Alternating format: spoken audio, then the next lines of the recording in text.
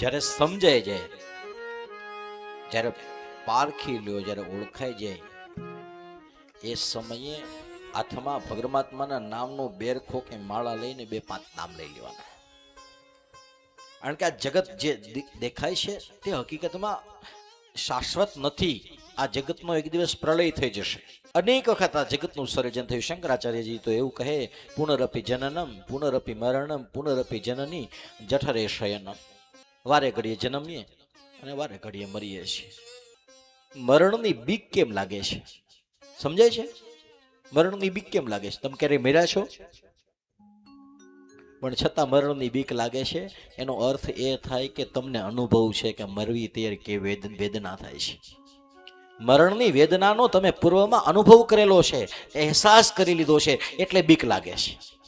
ભલે યાદ નથી ક્યારે મર્યા હતા, ક્યારે જન્માતા, કશી. કારણ કે 2 વેદના બહુ ભયંકર છે. શાસ્ત્રે 2 વેદના કીધી કે અતિશય.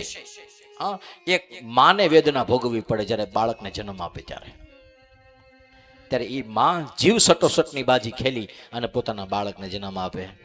હા, અને એક જ્યારે આ દેહની અંદરથી આ જીવને જવું પડે, શરીરને છોડવું પડે. ગરુડ પુરાણ એમ કહે, એક સાથે 1000 વીછી દંશ મારે અને જેવી વેદના થાય એટલી વેદના થાય ને ત્યારે દેહને છોડે છે ભગવાન.